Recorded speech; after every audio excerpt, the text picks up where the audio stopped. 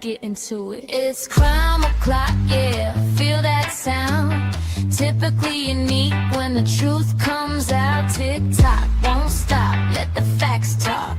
Pull up real close, yeah. It's crime o'clock.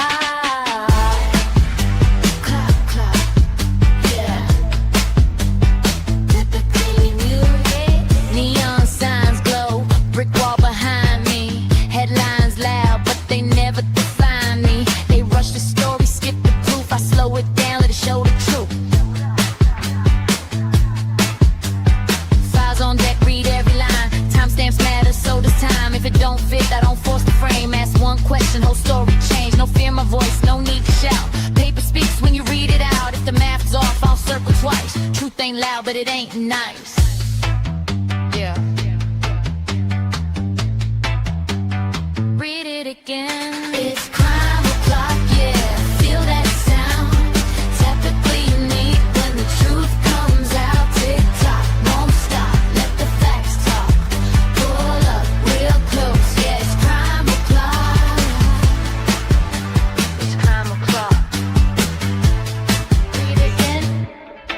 They sell a narrative if I sell receipts. Courtroom quiet, but the pages speak. Word for word, no added spin. Let it stand, yeah. Let that sink in. Screenshot save, timelines tight. Missing pieces keep me up at night. If they say alleged, I say why. If they say case closed, I say try. No rush here, we do it right. Truth don't bend for the likes of hype. If you came for noise, you in the wrong spot. This is evidence, this is crime o'clock. Clock, clock, clock. Stay with me. This isn't background noise. This is pattern recognition. This is documents. This is crime o'clock. It's crime o'clock, yeah. Feel that sound. Typically unique when the truth comes out. Tick tock, won't stop. Let the facts talk. Say it with me now. Crime o'clock. It's crime o'clock. Typically unique. It's crime o'clock. Yeah. If you're here, you're early. If you're listening, you're paying attention. Show starts now.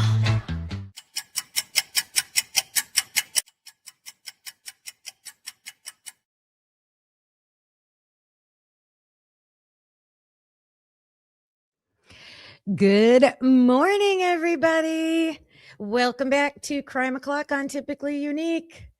Happy Friday Eve. It's Thursday, March 26th.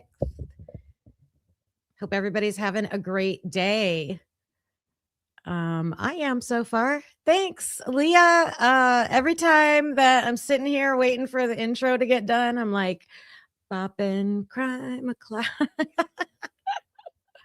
Thank you. And right off the bat, welcome Blue Devil 95, a new peep in the house. Put some peeps in the chat. Welcome, Blue Devil. Let's start off. Ooh. I appreciate you. Thank you, thank you, thank you, thank you, thank you, thank you, thank you, thank you for the support. Thank you.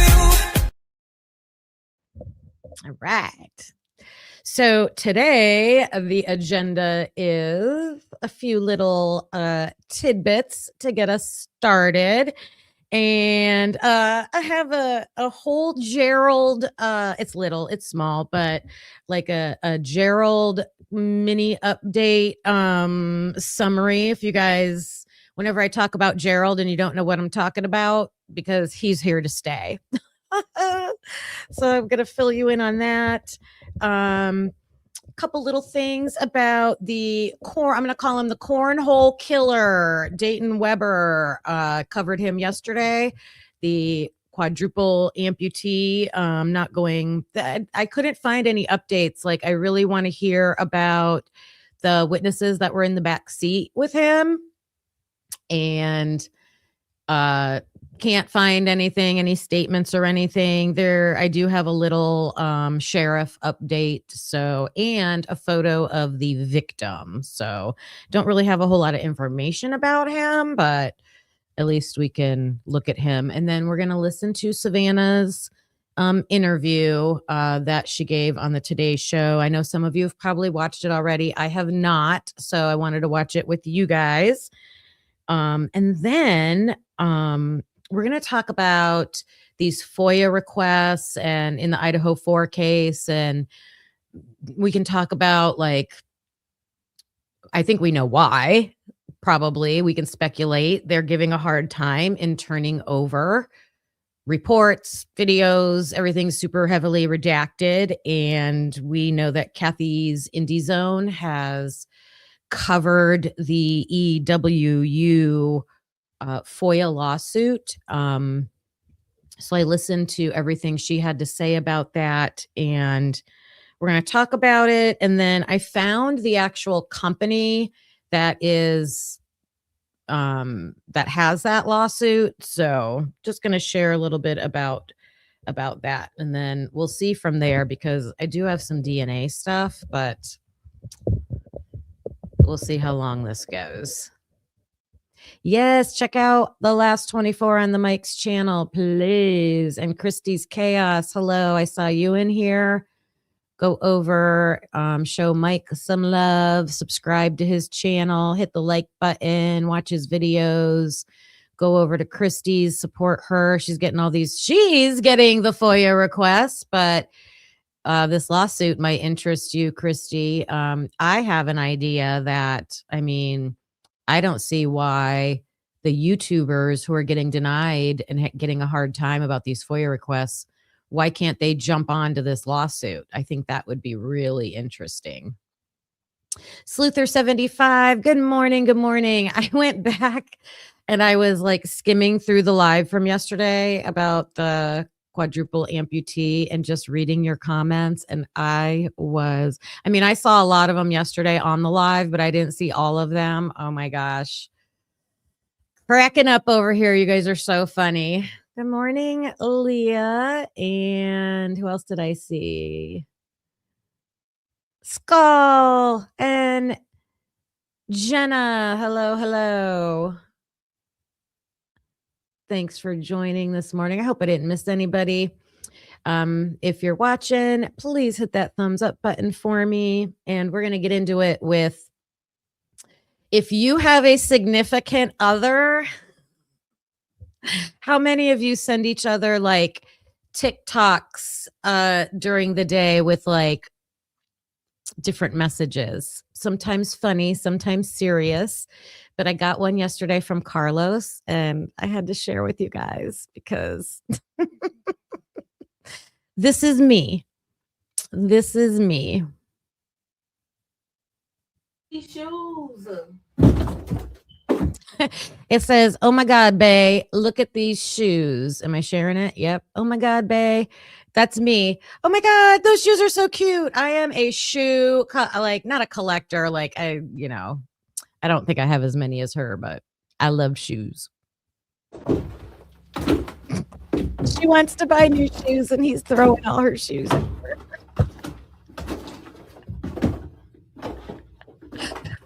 Carlos always says, "Oh, what are you going to get rid of?" Nothing.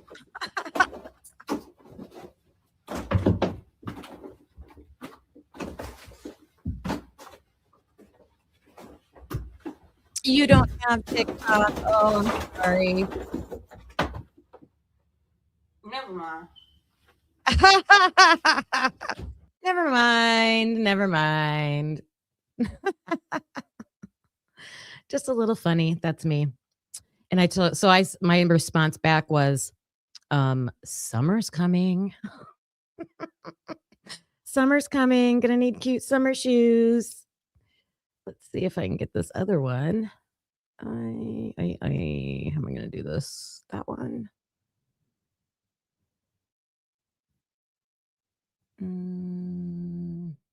Yep. All right. Here is the Gerald update. Oh, and I have to do a warning. there is, swear words and strong language in here, but the overall message and the video is worth it, I think. So hope you're not offended. Close your ears if you are.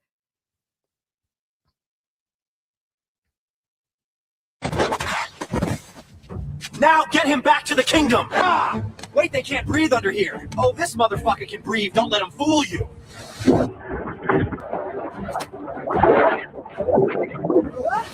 We're about to work your knuckles off, bitch! I need to get back home. I can't move these big rocks. Work harder, human! How the fuck am I even breathing under here? I bet she's already went back to her ex by now. I've got to get out of here. You ain't going nowhere yet, buddy. Soon we'll have a whole farm of you alien fuckers down here. Tartaria for life, bitch! Now go bring us more of you. You destroyed our kingdom, and it's time for you to fix it. Florida man claims to have been kidnapped by dolphins and forced to build an underwater city. The man was found early Monday morning on the side of a beach in Lee County, soaking wet, dehydrated, and confused. When deputies arrived, he was drawing detailed diagrams in the sand. According to the man, a pod of dolphins took him while he was swimming and brought him to a place about 40 feet under the surface. He said they forced him to help build underwater structures. He told deputies the dolphins communicated with him using clicks. He said the group had a leader named Gerald who somehow helped him breathe underwater, possibly by creating an airspace. The man spent 3 days working on what he described as cities, towns, and condo-like structures. When the dolphins were satisfied with his work, they sent him back to the surface and told him they would return for phase 2. Medical staff treated him for dehydration, but found no signs of head injury or mental confusion. Tests showed seawater and marine particles in his lungs, suggesting he had been deep underwater for a long time without typical lung damage. This was unusual and raised questions for doctors. The man holds a master's degree in aerospace engineering and has experience with deep sea technology, which he says is why the dolphins chose him. Some people think the story is false, but the physical evidence has made others curious. Let me know what you think. Look at that photo. I gotta find that meme. That is hilarious. Oh my gosh. Okay. Yeah. Gerald the dolphin. Now, honestly, I doubt if the story's even true, but it's just so good. Just so good. If it is true, I mean, come on, where's that guy? Why isn't he on every news station giving interviews? And then this is just all on TikTok, so take it with a grain of salt. It's entertainment. But the people there's like news reports that like a whole bunch of dolphins are now washing up on shore dead in Florida because they're saying the government doesn't want us to know about the dolphins. Conspiracy hat. Oh my goodness. Who is it? Hi, Dinocytes. Hello. All right. What else do we have? All right, Dayton Weber. A couple updates. So, what is Mike? What are you saying? You had a barefooter.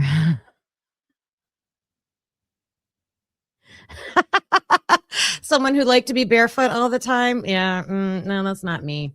I think I had too many bee stings as a kid. None of that for me. Let me see. What do I got here? Okay. This one.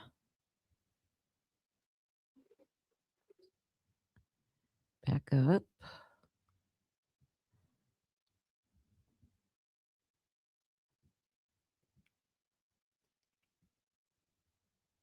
Yep, this one.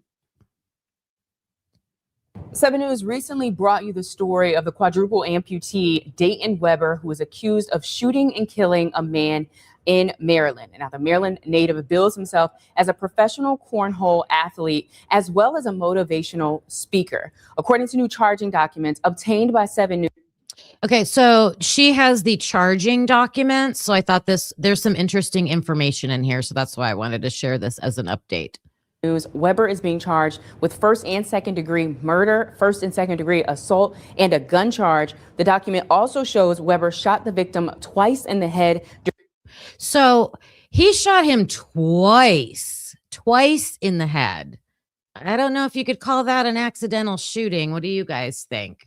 During an argument while driving. Now, many viewers have asked the question how a quadruple amputee could pull off such a tragic crime such as this one. And a video resurfaced online showing Weber loading up a gun and shooting it on social media.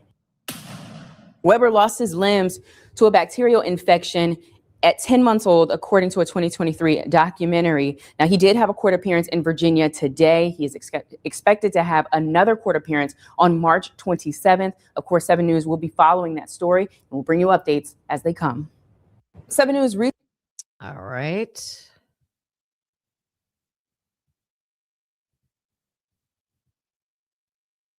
Dayton Weber is well known for his athletic accomplishments.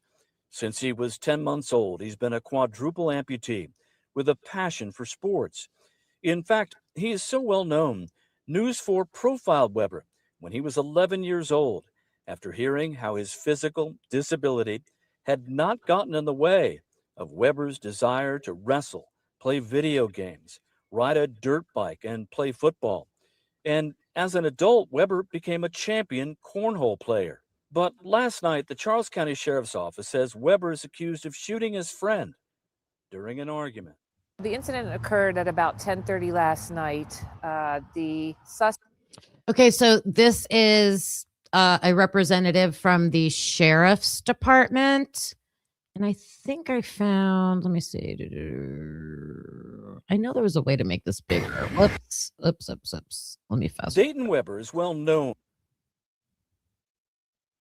I thought there was a way to make it bigger.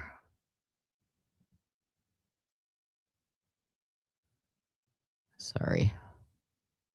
For his athletic accomplishments. Since he was 10 months old, he's been a quadruple amputee. Had not gotten in the champion cornhole player. But last night, the Charles County Sheriff's Office says Weber is accused of shooting his friend during an argument. The incident occurred at about 10:30 last night. The suspect and 3 other people were in a car. They were traveling on Radio Station Road when apparently the driver and the front seat passenger were involved in some kind of an argument. We're not sure why. Based on information we received, the driver, who is Mr. Weber, shot the front seat passenger. According to the Sheriff's Office, this is where Dayton Weber pulled over after the shooting here at Llano Drive and Radio Station argument. The incident occurred at about 10:30 last night. Sorry, guys. The suspect and 3 other people were in a car. They were traveling on Radio Station Road when apparently the driver and the front seat passenger were involved in some kind of an argument. We're not sure why. Based on information we received, the driver, who is Mr. Weber, shot the front seat passenger. According to the Sheriff's Office, this is where Dayton Weber pulled over after the shooting here at Llano Drive and Radio Station Road. The Sheriff's Office said Weber asked 2 passengers in the car to help him remove the body. They refused and then got out. And according to the Sheriff's Office, Dayton then drove off with the body of Bradrick Wells still inside. Deputies then quickly shared information they were getting at the scene. Yes, we're being told now he's in the Tesla, white Tesla. Okay, we do not have a victim. About 2 hours later, we did get a call from somebody who lives on Newport Church Road, which is in Charlotte Hall, Maryland. And they indicated that there was a body in their yard.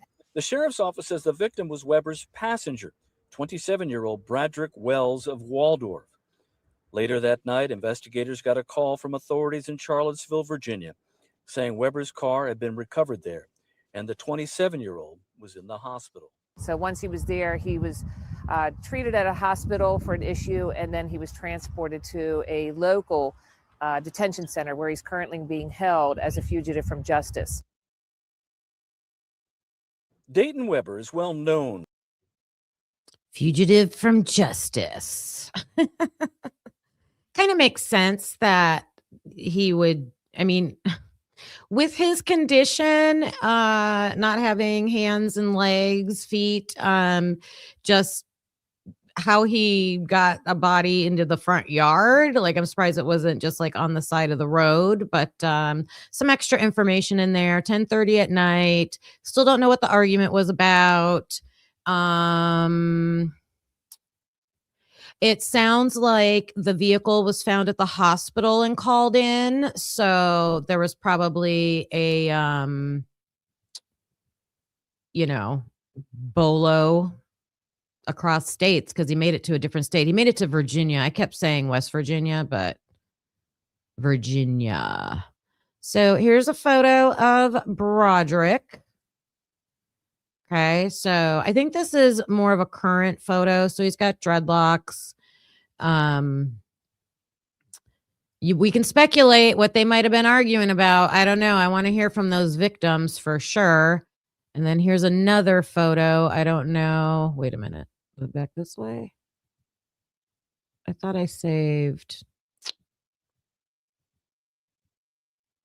Maybe I don't have the other one. There's a younger looking one online too. Sorry about that. Let me see. Nope, I didn't put it in here. That's okay, but there is a younger looking photo of him. So, all right, that's it for the Dayton Weber cornhole quadruple amputee story.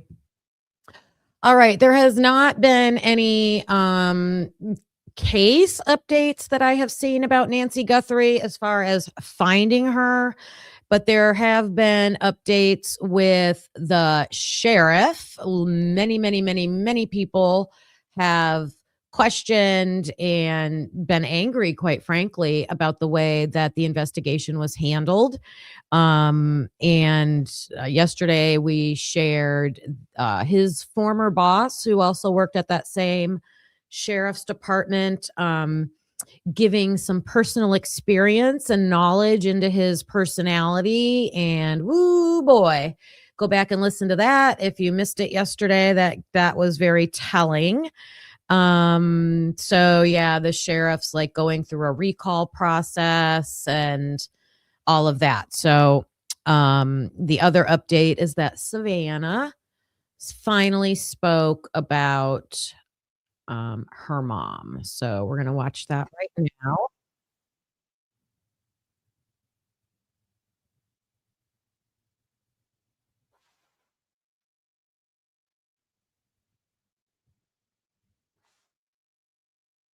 Weekend for you.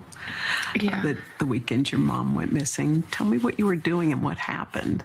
Well, I had given Mike for Christmas a boys' trip to go play tennis. And so he had been gone for the weekend. So I took my kids actually to Carson's. So we had a beautiful, fun night together. And then I came home, and really it just got home at the same time that Mike came home. We were just saying hi, putting down our stuff, and the kids were running around.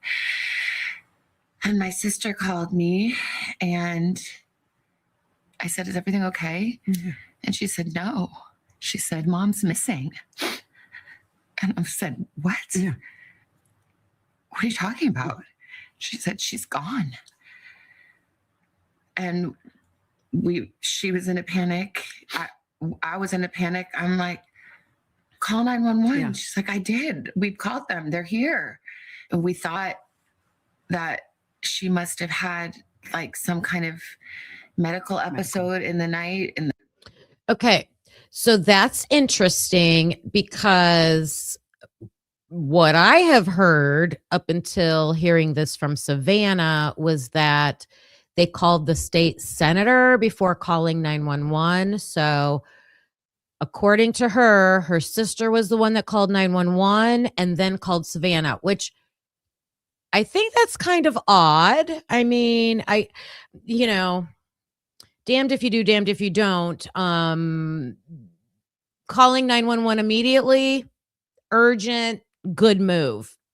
I do think, though, when you discover your mom missing, wouldn't you call like your brothers and sisters and be like, "Hey, do you know where she's at?" So I'm surprised that she jumped to 911 before calling, because Savannah might have known where she was at. Oh, yeah, she changed her plans today. She's here, blah, blah, blah. But, that somehow, the paramedics had come because the back doors were propped open, and that didn't make any sense. We thought maybe they came and there was a stretcher and they took her out the back, but her phone was there and her purse. That's new information. The back door was propped open. We can get some little nuggets out of here. So she's saying the back door was propped open. So they thought, well, maybe she had an issue and she called EMS and they came and they took her. Okay. Still no mention of the blood yet, though. Was there and all her things, and it just didn't make any sense. So, you know, Annie and Tommy had already called all the hospitals, but then I'm like, I'm going to call the hospital. So then I started calling the hospitals, and the police were there and talking to her at the same time, and it was just chaos and disbelief. Within hours, Savannah was making the long journey home to Tucson. You saw Annie and Cam when you got to their house.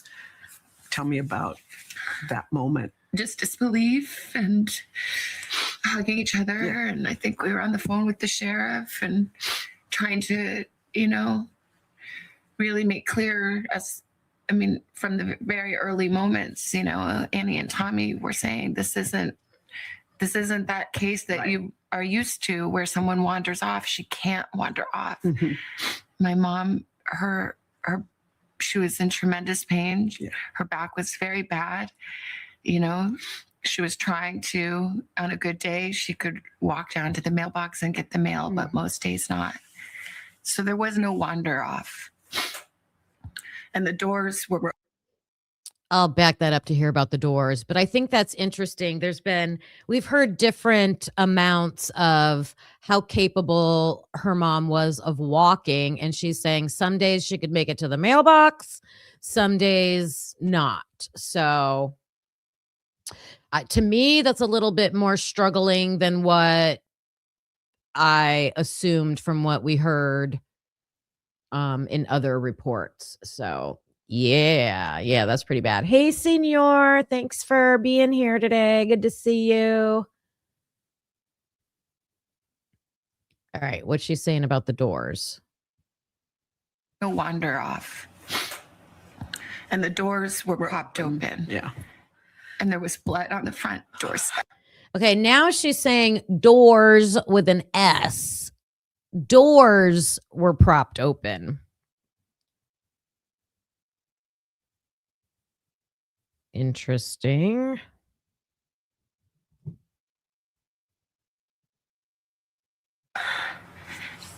And the Ring camera had been yanked off. Yeah. And so we were saying, this is... Do something. This is not okay. Yeah. This isn't... Something is very wrong here. Yeah. Did you guys talk about what possibly could have happened? Like, what could have happened? What went down? Did you? I think my brother, my siblings are so amazing.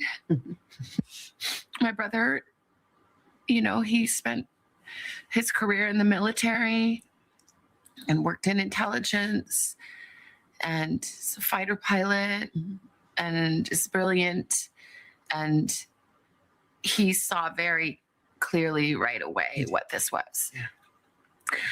And even on the phone, when I called him, he knew. He knew. And he said, I think she's been kidnapped for ransom. And I said, yeah. What? Yeah. Well, why? What? And then, it sounds so like, how dumb could I be? But I didn't want to believe. I just said, do you think because of me?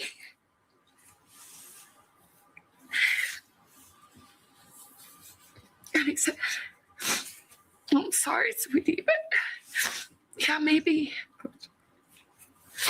But I knew that. You did? I hope not. We still don't know. Honestly, we don't know anything. No. We don't know anything.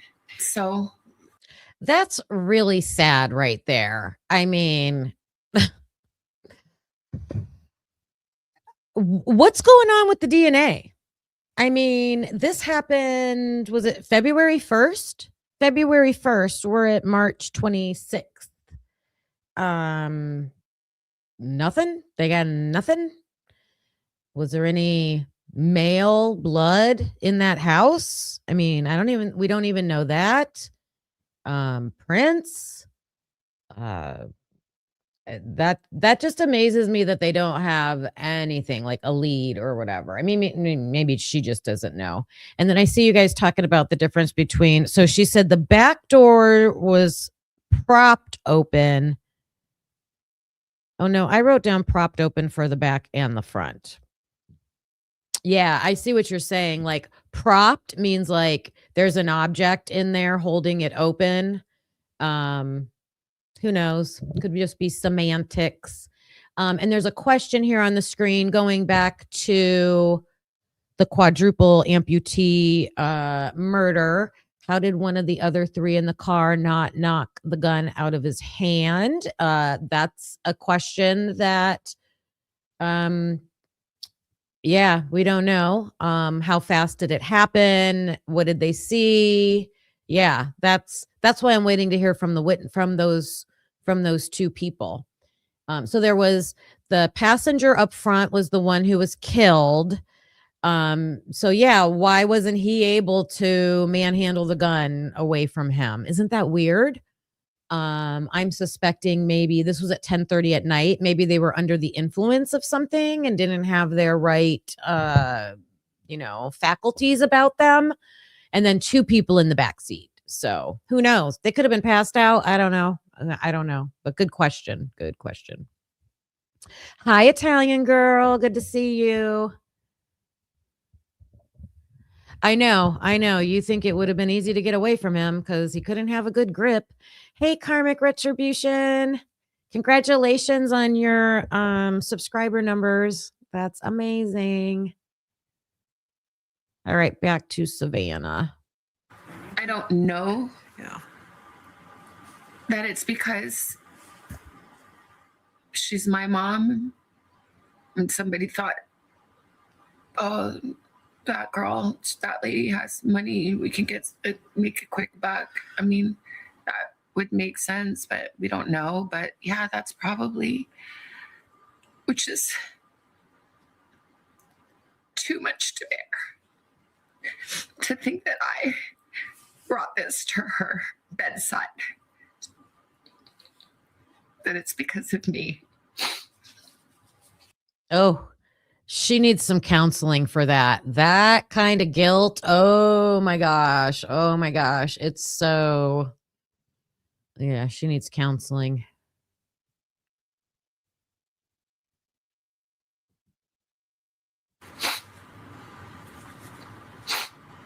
And I just say, I'm so sorry, Mommy.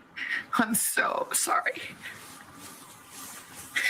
And I'm sorry to my sister and my brother and my kids and my nephew and Tommy and my brother-in-law. I'm like so sorry. I'm so sorry. If it is me, I'm so sorry. I'm so sorry. We want to thank all of you for the prayers for our beloved mom. In the initial days, you and your sister and brother sat together.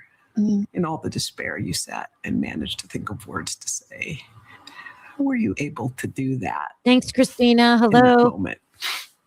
Well, my siblings are amazing. Mm-hmm. And we are a unit. And I talked about how brilliant my brother is, but my sister is equally brilliant and also has special powers of intuition and faith and language. Ooh, that's interesting. Her sister has special powers of intuition. Interesting.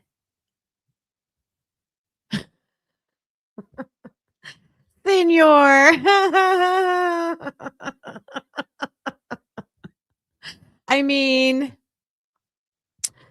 yeah, I saw some comments yesterday about that too. Like, I wouldn't want to be the one that got, done in by him. Yeah. Yes. Christie's Chaos is still going after these FOIA requests, which cost money. So if you can and want to support her in that endeavor, please go over to her channel and make a contribution to her. You can tell her Kim sent me. And depth and heart. And I feel like we came together with all these beautiful gifts that came from our mom and dad and from God.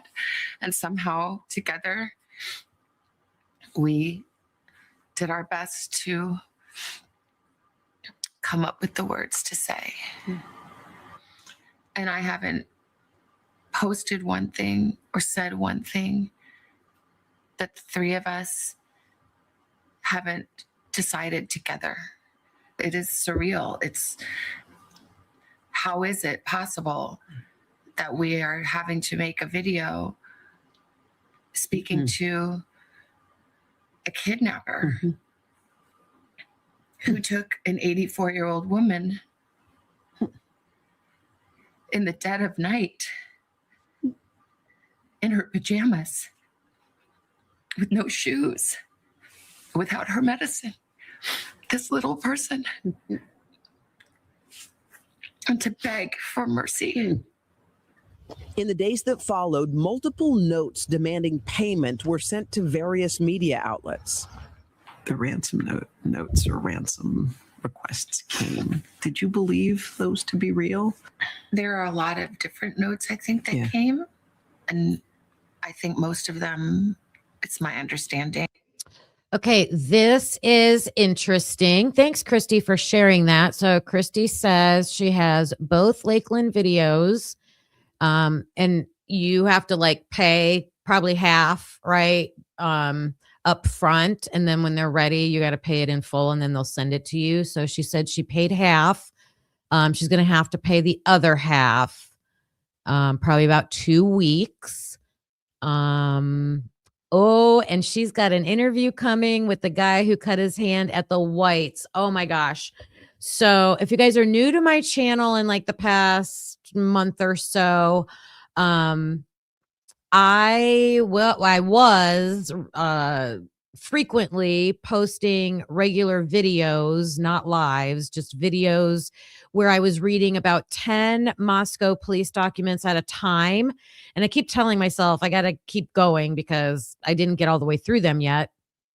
But when I read them straight through with no commentary. So I tried to label them clearly so you know this video has documents like 1 through 10. And then in the title, I tried to put like the hot topics, like what's in this batch of documents. So you can quickly like search. Once I get them all done, I'm going to put them in a playlist. But right now you got to go back and kind of look through my videos. But I remember reading this report about the guy at the Whites, and it was almost comical because I don't know if it was the actual guy that was talking or a friend who was with him that night, but they were so trashed. Like his friend kept saying, you fell through the window. Like he fell through a window, like by the steps. And then the guy kept saying, no, I think I cut my hand while I was cutting chicken. And I laughed because of what he said. He was cutting his chicken with a pocket knife or something. Like it was weird. It's a weird report. So I cannot wait to see that interview. Yeah. And I do think I think it was the window. This is just my thought. I mean, it's been a long time since I've read that report because I want to say that they went and tested for blood on the window, or maybe they went and tested for blood on the window and there was no blood, something, but they did go check that out. Yeah. That I don't know, but if he was at the Whites, I mean, they're probably all out and about, right? I can't remember his name. Well, we wouldn't know his name because they were redacted. You only got to see the first letter first name letter, first last name letter. It would be interesting to go look at the names that are in the forensic reports because a lot of them I didn't know. So maybe he's one of them. It's AA. I don't know if I have that sitting right here with the names. I've got the other lists of items. Interesting. What are you guys saying? Yeah, one told the cops he cut it on a window and the other said he cut it. Yes. Not sus at all. Right. Yeah. Thanks, senor. I thought I knew what I was talking about. Hi, Witchy was chicken salad sandwich with finger particles. Let's see. I know. Yeah, college, crazy things happen. All right, I'm going to continue this video. Are not real, and I didn't see them, but a person that would send a fake ransom note really has to look deeply at themselves. Yeah. To a family in pain. But I believe the 2 notes that we received, that we responded to,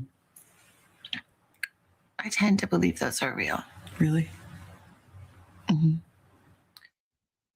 When the Ring camera video surfaced and you Okay, hold on. see If you were the interviewer right there, what would your next question be? What made you think they were real? What was in there that led you to think that they were real? But they're just changing subjects. who that person was. Just tell me what you thought when you saw those images of the person who took your mother. I mean, it's just absolutely terrifying. Yeah. It's just totally terrifying. And I can't imagine that is who she saw standing over her bed. Yeah. I can't. It's too much. Yeah. Yay, Christy. And I'm glad and grateful to the investigators and the technology companies that were able to find that video. Do I hope, at least with people of good heart and compassion, stop the irresponsible and cruel speculation that had started to swirl. She's talking about her brother. All right, let's see. Thanks, Witchy. Thanks for clarifying that. Jenna says, did y'all see the video about the possible lacrosse glove and stick prints at 1122? I did not. And then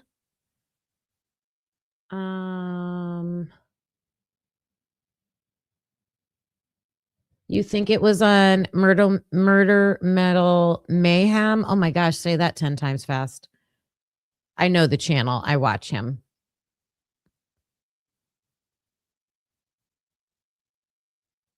Maybe we'll look at that.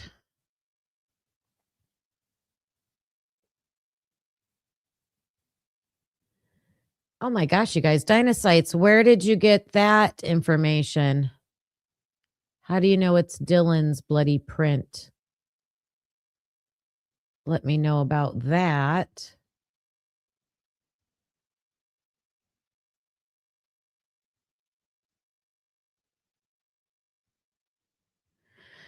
Kane! I programmed you.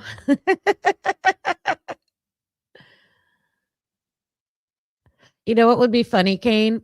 if you did your bicycle riding live and I did my walking live and we did it at the same time, that would be fun. Blue Devil, thank you. Thank you on behalf of Christy. Thanks for supporting her, you guys.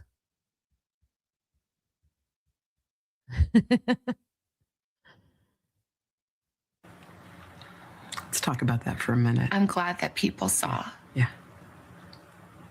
what came to our door.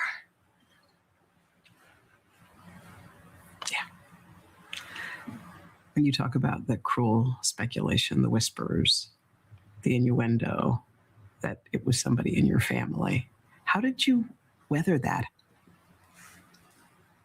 It's unbearable. Yeah. And it piles pain upon pain. Okay. I understand what she's saying. So, you know, everybody went crazy about her brother-in-law, right? They never spoke out really against it, did they? Did they come out and say like immediately, like absolutely not? That's an option. They could have done that. And that kind of speculation doesn't happen when the law enforcement agencies are forthcoming, giving updates, giving people factual information, and just communicating, like just building that trust. I feel like if law enforcement, even if they don't know a lot, there's a way to communicate, be open and transparent so that people aren't going crazy with speculations. But they didn't do that. They were doing things that were suspicious, like, you know, opening up the house after like 24 hours and like all these things. So yeah, I mean, I'm sad that she had pain over that. I'm just explaining why it happens as people that are looking into crimes. Why, right?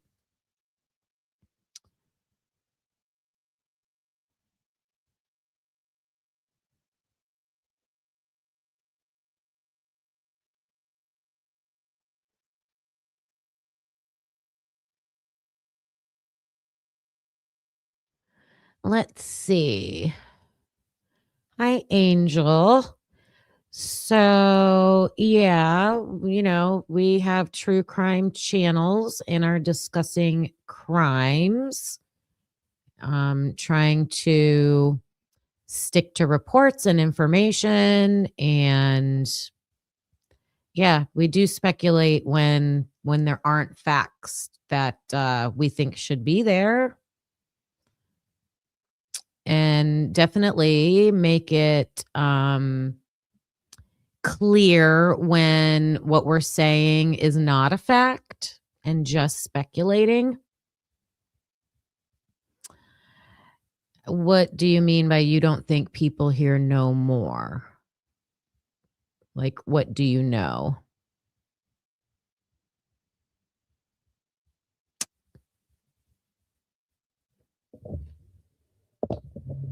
Willing to have a discussion. Willing to have a discussion. There are no words. There are no words.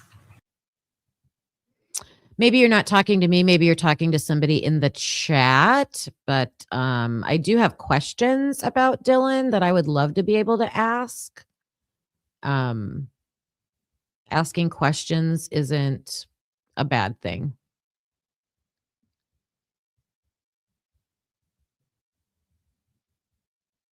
Thank you, Tomboy. That's exactly right. Everything said on here is speculation. It's for entertainment purposes only. I have all of that in my description on my channel page. So, yeah.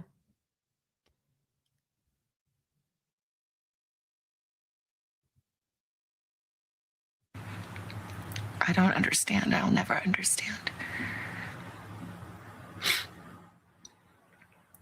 And no one took better care of my mom than my sister and brother-in-law. And no one protected my mom more than my brother. And we love her, and she is our shining light. She's our matriarch. She's all we have. Savannah and her family stayed together in Arizona for weeks as the media coverage grew more intense. We had to move houses many times because people came, and not everyone is respectful, unfortunately.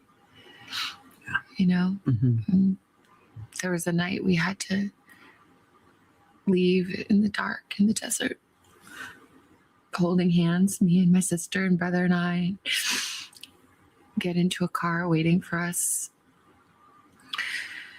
to, because the people outside were closing in. So That's crazy. Did you guys see anything like that on JLR or any of the other people that were live out there? She's saying they had to leave out the house and like walk through the desert at night. Like, oh my, I don't like the wildlife out there. I could not live out there with those scorpions and wild boars, whatever they call them. And oh my gosh, that's crazy. That's a crazy. Yeah.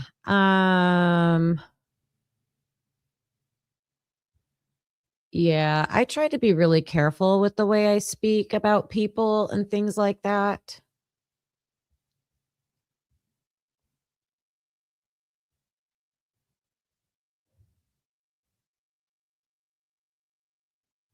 Yeah. Yep.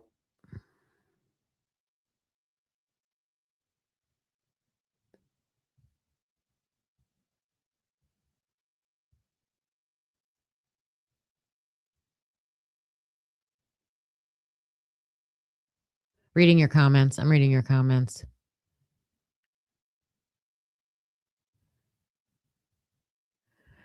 Yeah, Angel, I welcome that. Please email me.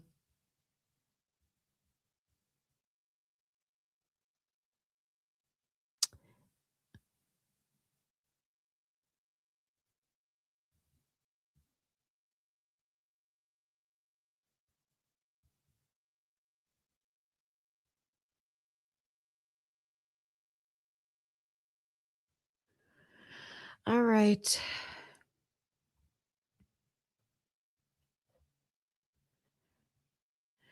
Yeah, if there's something on my channel that is something of legal concern for anybody and they need to reach out to me about that, they can.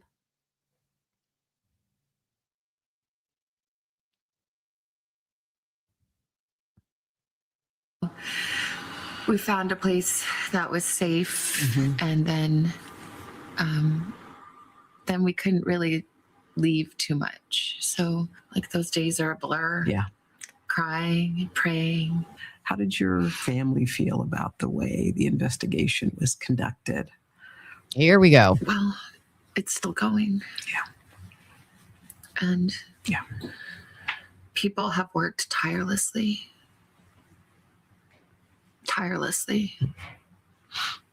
And we see that. But we need answers. We cannot be at peace without knowing. And someone can do the right thing. And it is never too late to do the right thing. And our hearts are focused on that.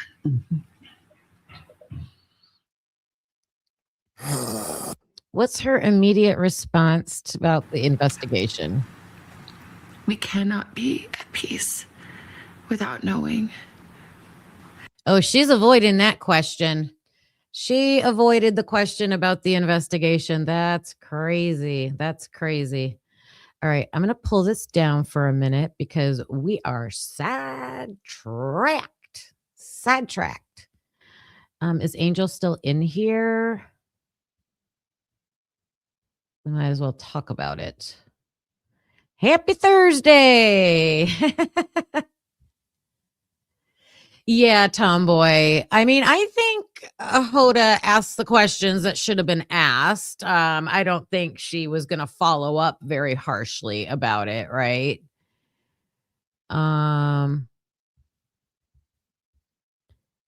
Yeah, that's great, Angel. I would love to see that.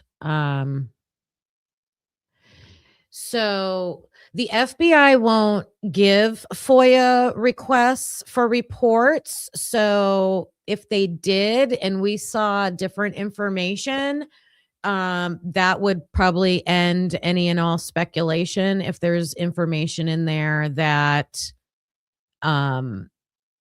supports that Brian Koberger is definitely the perpetrator and all by himself, but they won't let the public see any of that information. So that's one of the issues. And that's actually the next thing that I'm going to talk about is the FOIA lawsuit. And Angel, if you're saying like there's all this information, that's all we've been asking for. Like I don't look into cases like this if you can look at the case, see the evidence and go, "Oh, yeah, they have the right person." Tell the story. They got the suspect, case closed. I mean, but with this case, it was just not seeing evidence that supported the person that they arrested. So yeah, that's great. That's great. I appreciate that. I mean, we could put a whole list in here of what things don't match up, but and I'm not going to do that right now. Yeah, let's anything that's like negative about another creator, mods, you can go ahead and take those down. I don't want to talk bad about other creators in here. All right, so that was part 1 of Savannah. Do you guys want to keep watching that? Do you guys want to keep watching Savannah, or do you want to jump right to the FOIA?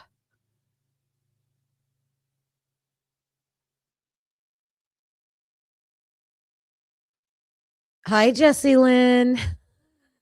It's Thursday. Is this like a Thursday thing now? I think this is like a Thursday thing. I'm going to start calling it Thursday Attack Day. Although it was a civil conversation.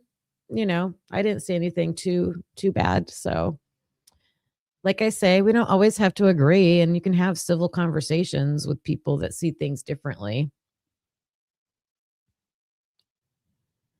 Jessie Lynn, oh no.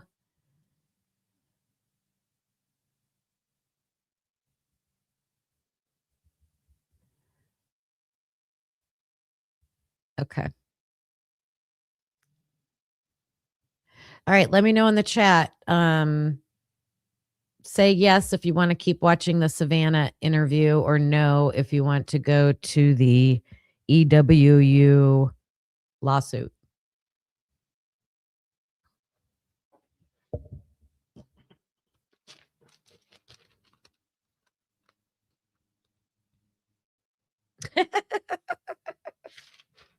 I saw your comment, Mike. I saw your comment.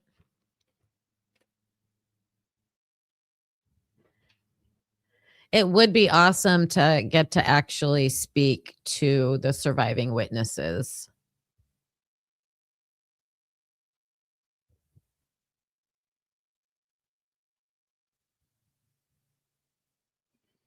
Yeah, Jessie Lynn, that's the rules. That's the rules. All right, I'm going to continue on with this. And it is never too late to do the right thing. And our hearts are focused on that.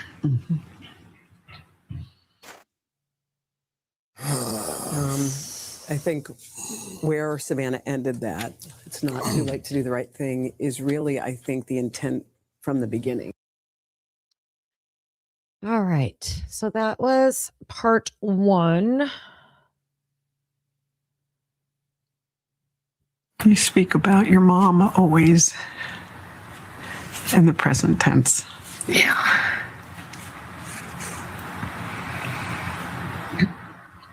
I mean, she is present tense to me.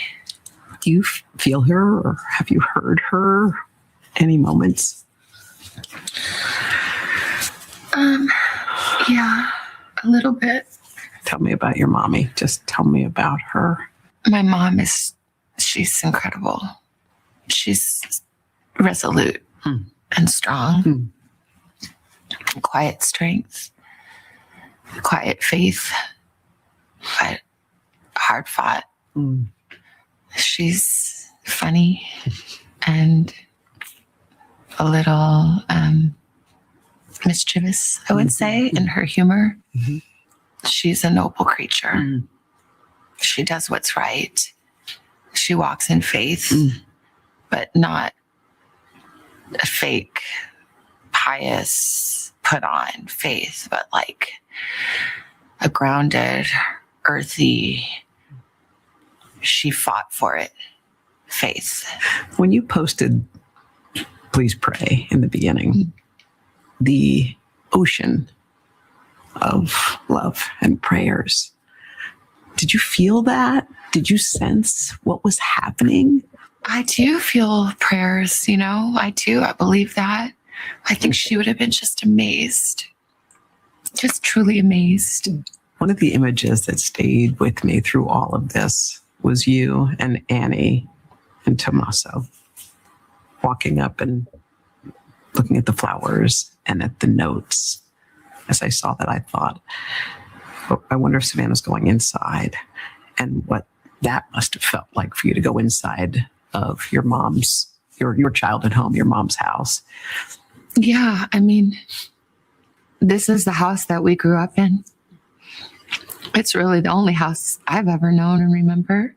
So we moved there when I was about 4, I think. That's cute. It's the house where I came home on a Friday night at 16, and my mom and sister were on the couch praying and told me that my father had died.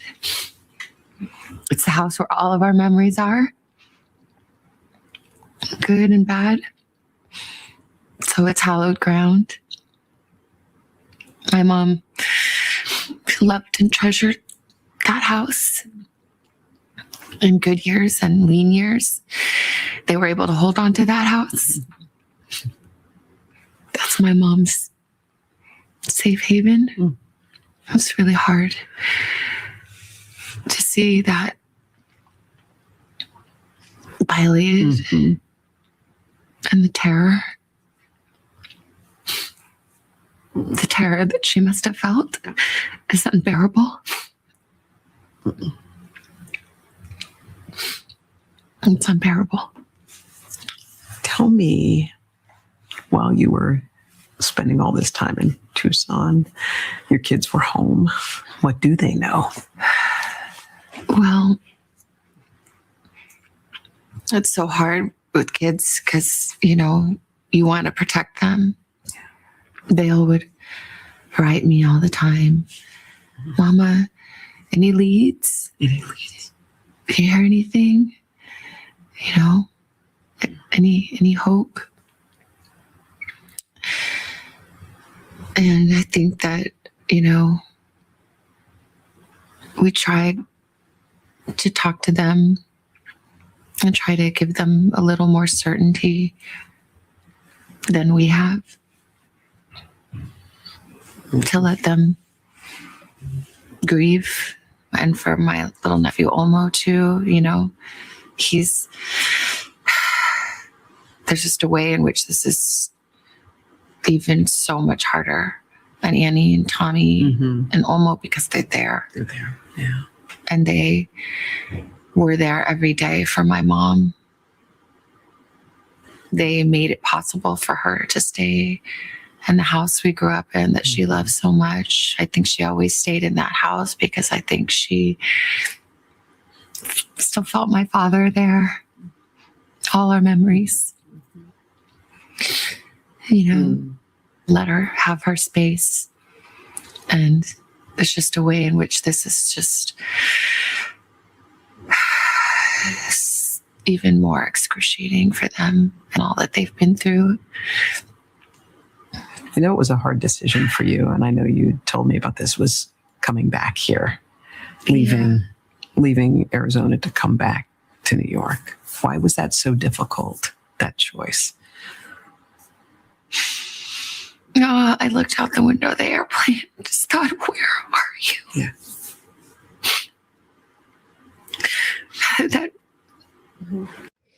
That visual right there, that's heart-wrenching. Like being up in the sky in an airplane and looking out over all the vast land, not knowing where your mom is. Oh my gosh. Oh my gosh.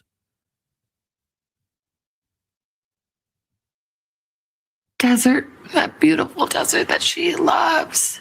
So where are you? How could I leave you? But my mom taught me a lot about grief. Our family knows grief. My father passed when I was 16 years old. He was only 49. It was a shock. And I remember my mom saying in those early days when Daddy died, like, you have to get up and decide and do. Just decide and do. And I'd read that in a book that meant a lot to her and her grief. And so I always remember that. So I'm trying to decide and do.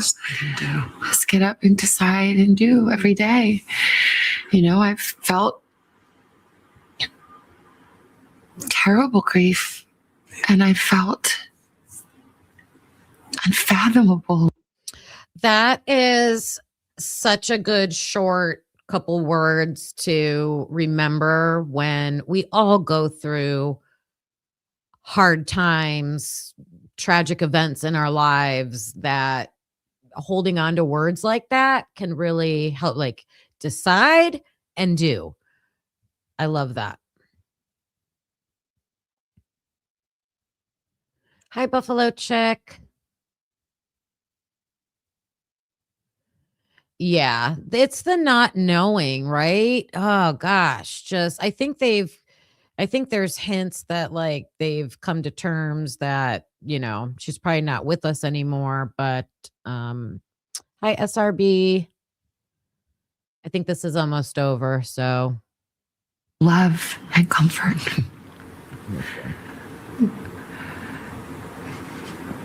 The goodness and kindness of God is remarkable and in equal measure to my sorrow. Wow. She showed us how to survive the unimaginable. When she lost my dad, she was 46 years old. She had 3 kids. Oh my gosh. She had never worked outside the home. Cute she is. She had to get up. Little bouffant She had to hairdo. find a job. She had to mother 2 teenagers and 1 young adult just starting making his way into the world. She took care of her mother, her brother who had Down syndrome. She invited to come live with us. She worked part-time to make ends kind of meet. She found a way. I'm sorry, Witchy. I know I am probably a few years away from being that caretaker for my parents. Maybe not a few years, but eventually. And I watched my dad go through it with my grandfather, and it was so hard on him. Yeah, that's a hard thing to do. Oh, thanks.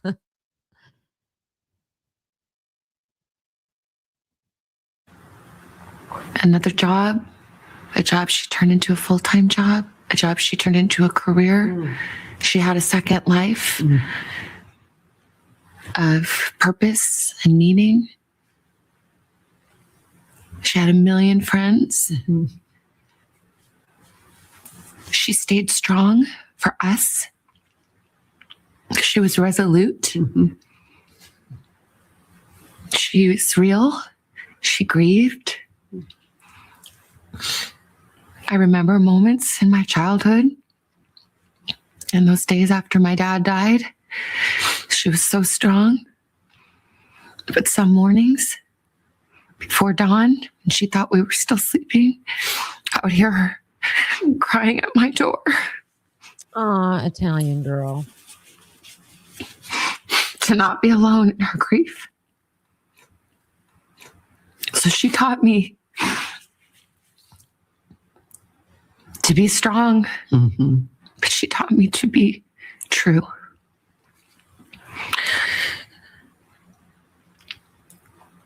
My faith is strong and resolute, but I early on felt that I heard for one of the very few times in my life, I did hear God speak to me.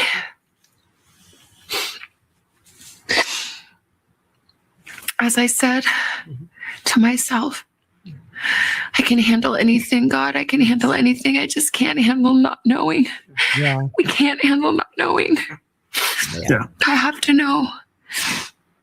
And I heard a voice. And it said, you do know where she is. She's with me. She's with me.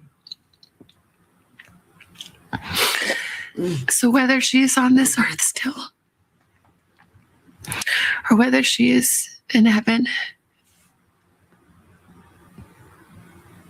I know where she is. I know who she's with. But we need to know. I mean, Savannah's faith has been on display over the years, but all the guys are like, very emotional for sure. Mostly it seemed to be just about her feelings through the whole thing, which, justified. So information that came out of that interview is that she said the back door was propped open. Then she said the doors were propped open. The ring cam was yanked off, the blood on the steps. Her sister called 911 before she called Savannah. And that as soon as she told her brother, he suspected kidnapping for ransom right away. And she believes that the two ransom notes they responded to were legit. How they don't have any leads or aren't able to follow leads, I think getting communication would give the FBI a way to track somebody down. The DNA should be able to get something from that. I don't know. So that is all I wanted to share with the Nancy Guthrie case. Yeah.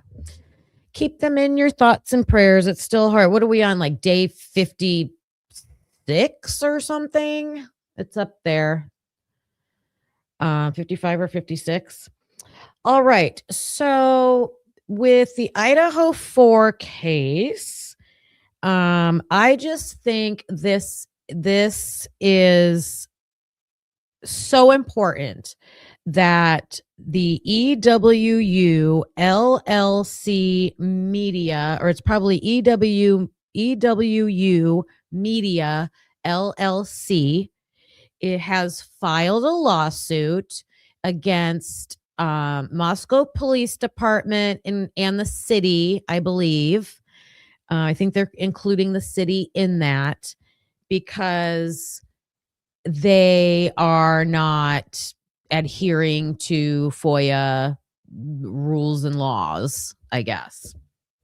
So, Kathy's Indie Zone has done a series on these lawsuits, and some of the information, let me get it here, and I'm going to show you who they are. Are any of you familiar with EWU? They are kind of like so it's one company, but they have different channels for different topics. So they have EWU Body Cam YouTube channel.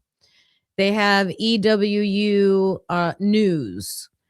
They have all these different Tomboy knows who they are. Yeah, let me show this. Let me pull this up.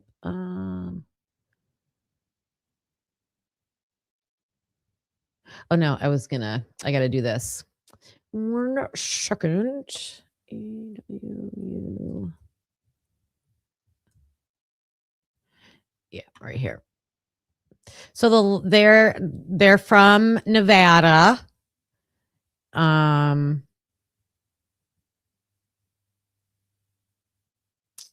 Share this.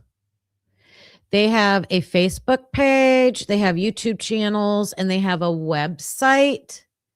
Jenna, you're original EWU crew member. Awesome. I was, looking at all their different pages and stuff, and they like hire people. Like they were hiring like writers a couple, like 4 months ago. I was like, oh man, I should have got in on that.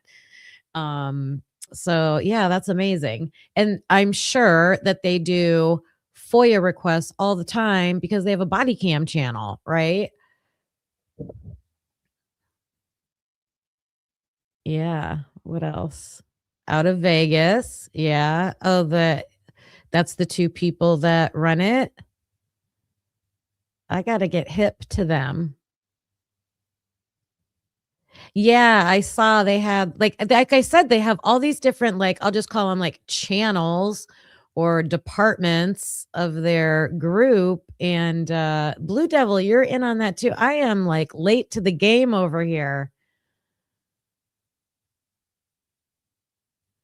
Yes, one of them is Explore with You. Yep. All right, so let me show you this. So, modern media for the masses. Welcome to EWU Media, authentic storytelling, journalistic excellence, and a global community 10 million strong. Since 2015, you can submit your own stories. They're on YouTube, Facebook, Instagram. Let me see here. Here they are. Okay, let me make sure you can see this. Yeah. So their little logo is like this wolf guy. So they've got the Explore With Us channel.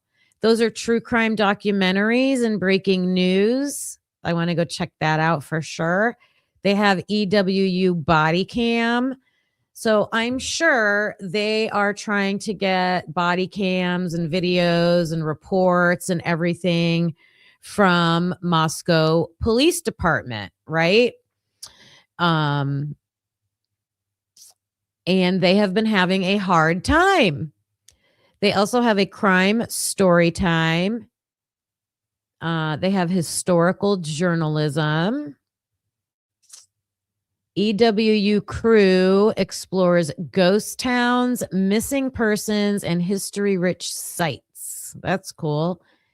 EWU Rides, hands-on vehicle testing and showcasing performance, design, and capabilities in diverse driving conditions. And they have the news. They have more? Oh my gosh, explore all channels. They have more?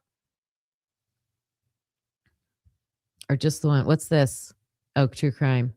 Yeah, I got to check these guys out.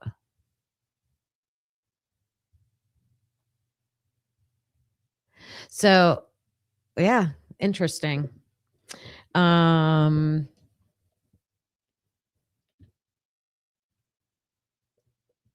Yep, that's them. That's them. What was the other thing I looked up? 1 second. I've been researching so many things. I'm like, wait, which? Is that this one? No. I'll just read it to you. Okay. So this is just what a quick Google about them had to say. So EWU Media LLC is involved in several active lawsuits, primarily focused on First Amendment rights, public records access, and filming on public land. Key 2025-2026 cases involve suing Burning Man organizations.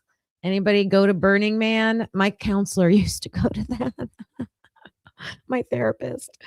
Burning Man. I think because they were trying to film something there and they weren't allowed or something like that. They have law enforcement litigation against the city of Moscow police regarding public records and a recent case against the city of Tonawanda. Here's what it says about Moscow. EWU Media is in litigation. Oh, just against the denial of public records in Moscow.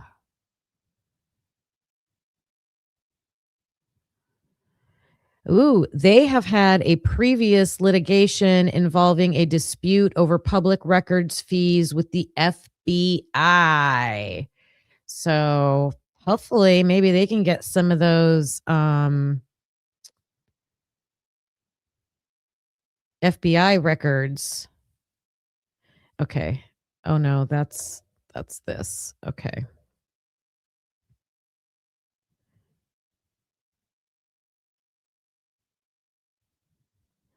All right. So here's some of my notes that I took.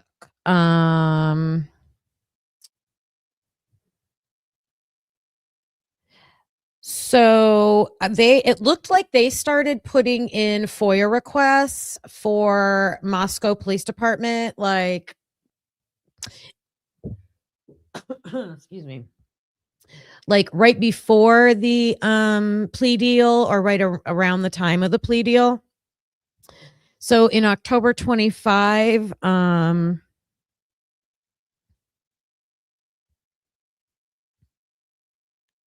what did I write here? Oh my God.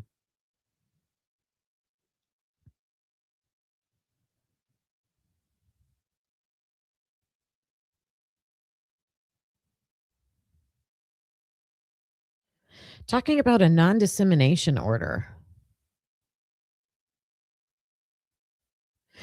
Oh, they're going back. I believe they're going back to Megan Marshall. Remember when she like did everything she did like in the beginning?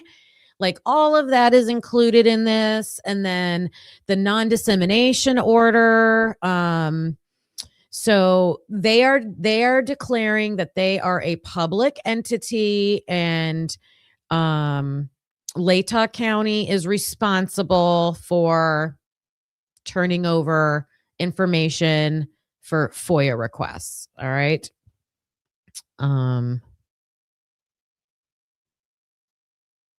They're not only going over the acts, they're not only doing this because they want access to the records, they're also addressing the over redactions. Isn't that awesome? Like that is so important. That is so important. The first hearing about this is going to be on May 18th. And it should hopefully be live streamed because because is Megan Marshall. She had another hearing back at the beginning and it was live streamed. So hoping for that May 18th. Now, if you have heard Kathy's Indie Zone, she explained this very well. But so EWU is filing this lawsuit, and then there's they're like, Moscow Police Department, I'm asking for these FOIA requests and you're either denying me or you're giving me over redacted materials. You're giving me a hard time. They've had to resubmit because they keep telling them like, it's too vague, it's too broad, make it more specific, things like that. So they're like, we're taking you to court. Then you have family members of the victims. So you have Karen Laramie, I believe, and the Chapins minus Hunter. So the Chapin family minus Hunter. They're called interveners. So they're on like the opposite. So they're standing with the Moscow Police Department. Like they want them to deny the FOIA request. They want them to heavily redact them. And so they're intervening saying, hey, we want to be a part, we're inserting ourselves into this lawsuit because we have a stake in the game. So then I'm thinking, why can't all the YouTubers who have been paying, Christy, if you're still in here, and I think I wrote a comment on Jules of All Trades page, because she's talked about this also. A lot of people have talked about it. Can there be I don't know if they're called an intervener. Intervener kind of suggests you're on the opposite side. When it's at the Supreme Court level, it's called an amicus brief or something like that. And you basically write a letter in support. Does that exist at this civil level? I don't know if it's civil court, but at this level, local court, because I think many YouTubers who have paid all this money for heavily redacted Freedom of Information Act information, they have a stake in the game, right? They have a stake in the game. So Kathy's Indie Zone, if you're listening, or maybe I need to dig into this part of it more, but is there an intervener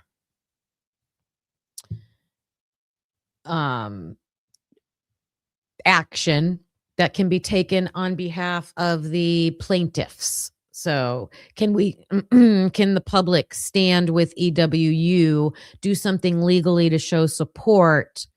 Because so many people have a stake in the game, right? Everybody who wants the truth, has a stake in the game. So that's just my thought. Thanks, Karmic. Yeah, I wasn't sure what people would think about that. I don't know what that would be called. Yep, there's a lot that's going to be being addressed. So, I don't know. Can people join on to that lawsuit, like as partners in the lawsuit? I don't know.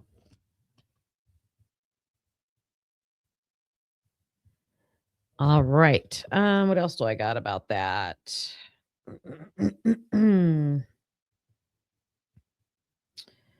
Oh, and I think it was, I don't know where I heard this from, but there's a portal called the Odyssey portal where you can actually see the lawsuit documents. Hey, Lucy, do you have those?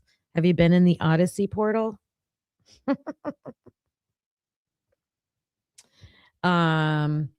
So fighting FOIAs is not a new thing. It has been, the FOIA national law started in like 1966, and then it keeps getting updated. What do I got here?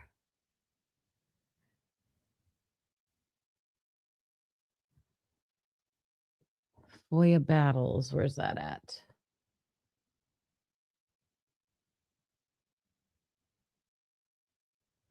Not here. All right, let's watch this. This was interesting. Okay. This video that I found is talking about the original judge in the Idaho 4 case, Judge Megan Marshall. And this person had dealings with her And this was his experience. That went on during depositions where there was one meeting between Bill Lambert, Mia Batista, and Gary Ridnour, and I think Chief Fry was there too, where we were not allowed to have access to that meeting and the notes of that meeting and the information that happened in that meeting because what they claimed attorney-client privilege because Mia Batista was there. Okay. You're going to recognize a lot of names that he talks about. Yes, witchy. So I know the amicus or amicus, as I heard someone say it in the oral arguments at the Supreme Court level, amicus. Is there something like that at the local level? So if someone is, so you have EWU Media LLC, bringing this case to court. Is there something that people who support them can do legally? It's the Washington State Level Odyssey portal. Thank you. I can't click on those links though. Not right now. I'll copy them later. All right. So this says, let me tell you what this is. This says Shane Needham calls out Idaho judge Megan Marshall with Gabe Wrench and Sean Needham. Is there a little description? Oh, this was something, one of the guys had an issue in family court, but we'll get the gist. But Mia Batista, I'm suing her. She was in the lawsuit. So if that went to court, if that went to court, we'd get access to that meeting because that attorney-client privilege might hold up, and they can claim that during depositions. But if a judge was there, he wouldn't let that stand. So there's all sorts of silliness during depositions. Very interesting. And so what he was basically describing was that he went to court for something and he was not in a meeting that was about him and attorney-client privilege or something, and they were kept out of the process, which you can't do, basically. I'm calling you out, Megan Marshall, because recently you defied my attorney-client privilege, and I had to give records out that you didn't allow for your city attorney. That is ridiculous. That defies my rights. It goes against my rights. Yeah. Megan Marshall, I'm calling you out right now. This is not about anybody else besides you being an activist judge, period. Yeah. Yeah. They made me give out my attorney's records. Mm-hmm. Mm-hmm. It's attorney-client privilege. Well, isn't this Megan Marshall? You know what, Megan? So their claims, okay, in this video, this is their opinions and their storytelling of what they went through. He's saying that their attorney-client privilege was violated.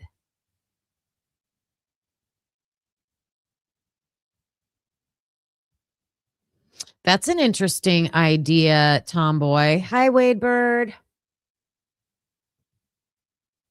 Marshall said, I'm too busy to review them. So just give them to the opposing counsel, all of them. She's too busy. As a taxpayer, I'm paying your $102,500 salary. Okay. You shouldn't be too busy.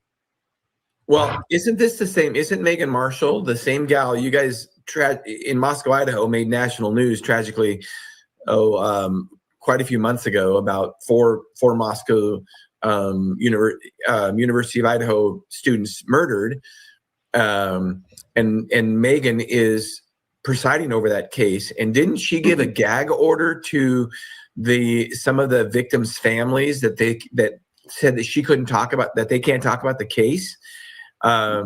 Is that correct? And I want to say she's getting sued by the New York Times or something to the press.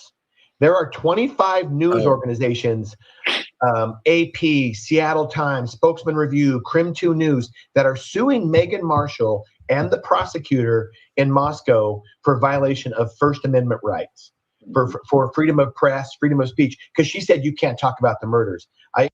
Is that true? Is there a freedom? No. Is there a First Amendment right lawsuit by national news organizations like the AP and other news organizations.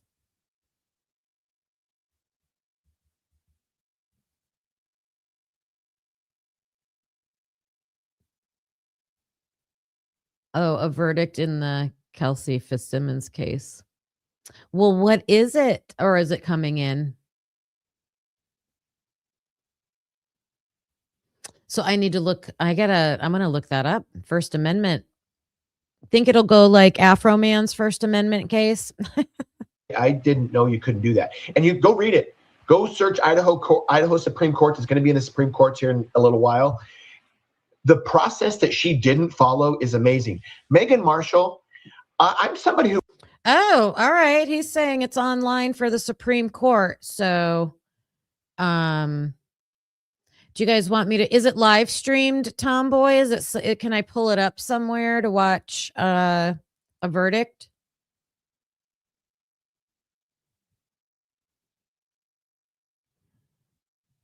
It did happen from the remember, right? Because Megan Marshall was the first the first judge. Then it went to judge. So it was like right out the gate, because she put a gag order. And when she put that gag order, the AP, the Associated Press, and all these things are like, well, hey, like we want to report on this, but you're gagging the information.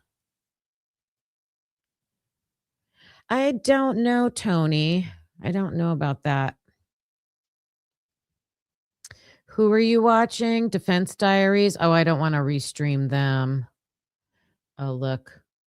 I didn't follow that case, but I'm always down for watching a verdict. Hires and fires a lot of people. And when you're entry-level career like you are, I'm calling you out. You would think that you would dot your I's and cross your T's, Megan Marshall.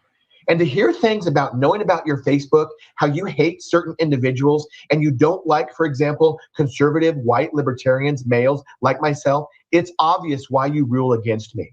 You violated my First Amendment rights, you violated my due process rights, and I cannot wait to take this to the Idaho Supreme Court, Megan Marshall. I suggest you stand down because this is going national. You are being sued by 25 news organizations because of the tragic murders. 25 news organizations? I need to look this up. Has anybody talked about this? I'm sure they have. Jennings' Facebook? No, this guy looked at Megan Marshall's Facebook, though.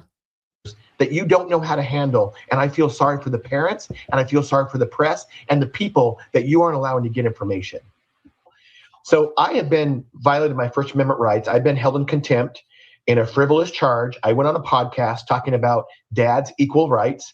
Alan Donovan, thanks for standing up for people. Fathers' Lives Matter. Find him on Instagram. Thank you, Alan Donovan. Megan Marshall, you'll see this video of it. Okay, so he was trying to get visitation rights for his child. Period. So whatever order you think I violated, I go on and speak the truth in a podcast, and now you find me in contempt. That's a criminal act beyond a reasonable doubt, which is just not true. I can't speak my truth. It's a First Amendment right. You've also violated my due process. Again, this is not about my ex. It's about you, Megan Marshall, period. You. All right. I just want to see if there's any more Idaho. That she is obviously against me. He's just telling his personal story. I want to hear the guy in the middle. I know a case right now in front of you, Megan Marshall, where the mother has violated custody orders. He's still talking about his case. These things are happening in Texas. In Texas. Mom wants the kid to get a vaccine. All right. Done with that. It's the non-dissemination order you mentioned with EWU. You think that 25 other news organizations have signed on to that? I didn't see that. I got to look up that those court documents. because I think it's separate, because this guy was saying that the 25 news organizations started this because of the gag order. That was like way back in the day, and it's already like made its way up through the courts, is what it sounds like. The EWU case is about FOIA, being denied FOIA requests and over redacting the FOIA requests. Yeah. Yep. All right. So I am going to clock out for today. Tomorrow, I'm going to cover some more a crazy cartel story. So covering the Olympian turned cartel kingpin. What happened to him? It's a recent story. He was supposed to have gone to court Tuesday, I think it was. I haven't heard anything about it. So I got to look for updates on it. And because we have, reviewed a lot of the information that has come out from the Idaho 4 case with videos and reports and the facts that they're letting us see. It's the only thing we can go on. If there's hidden facts that we can't see, like that person that was in here earlier, if people are upset because we're talking about the facts that we're seeing because there's hidden facts, well, then we need to see the hidden facts. I mean, you can't doubt us for talking about what we have to go on. That's what we have. So because of all those facts, we have questions and starting to come up with our own theories and speculating about things. So I'm going to tie that in tomorrow when I talk about the Olympian turned kingpin. Await the email. I already checked. I haven't got one yet. Lucy, thank you for all of your links. I appreciate you, girl. You're always getting me the information. Thank you so much. Karmic, thank you. Thank you. Senor, let's see. That's the reason. Ooh, what does it say? Against them because they have all the material before the gag order, and if they didn't charge. Oh, NBC. Ooh, yeah. You got something in the works? I didn't know that. Good for you. Good for you. Ryan Wedding. Thank you. I was like, I know his name's Ryan. Like, I've been working on it for I'm putting a video together, like my own video. So, oh, also, I wanted to tell you guys, I watched Pavarotti's newest video, and he was talking about Werderman. Gosh, what was that kid's first name? Was it Chris Werderman? And he tells a lot of the details around that, but that is a person that took a plea deal, completely innocent, and it took him, I don't know, probably decades to get exonerated. And actually, there were 2 people in that case that were completely innocent. And so the way Pav did it, his is recent. He just did it recently. Go listen to that one. But I had done an episode on him also, Werderman, I think back in December. So it's a really interesting story. And I threw in some extra information in there about plea deals and why they happen and why innocent people take plea deals. So, yeah.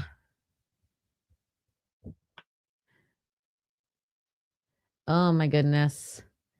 Well, I mean, I try to be careful with not crossing that line of defamation, but we have to be able to talk about information. and we have to be able to have discussions, and we have to be able to speculate. I think those are all within our First Amendment rights. Maybe I need to look that up. Thousands of people. Yeah. Hi, Wade Bird. I hope I said hi to you. All right, everybody. Have a great rest of your day. Join me back tomorrow for the Ryan wedding story and more.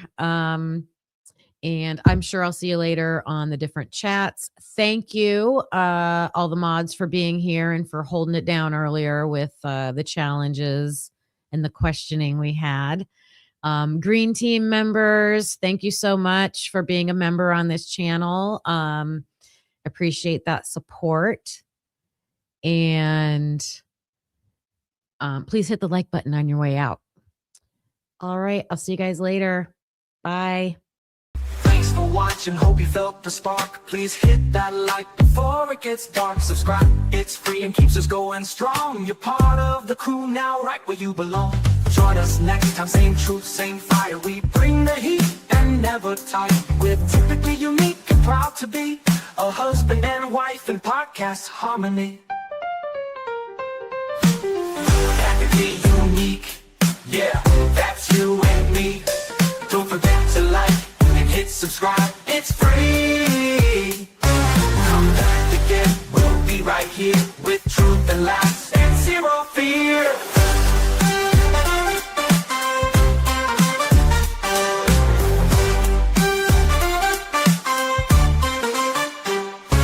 We don't always agree, but that's the show. One love, two minds, letting it flow. We dig deep with crack jokes, we call it like we see. If that's your vibe, you belong here with me. We don't always agree, but that's the show. One love, two minds, letting it flow. We dig deep with crack jokes, we call it like we see. If that's your vibe, you belong here with me. We don't always agree, but you felt the spark. Please hit that like before it gets dark. We dig deep with crack jokes, we call it like we see. If that's your vibe, you belong here with me. Thanks for watching, hope you felt the spark. Please hit that like before it gets dark. Please hit that like before it gets dark. It's free, it keeps us going strong. You're part of the crew now, right where you belong. Join us next time, same truth, same fire. We bring the heat and never tire. We're typically unique and proud to be a husband and wife and proud to be a husband and a wife in podcast harmony. Yeah, that's you and me, that's you and me. Don't forget to like, hit subscribe, it's free. Come back again, we'll be right here with truth and laughs and zero fear.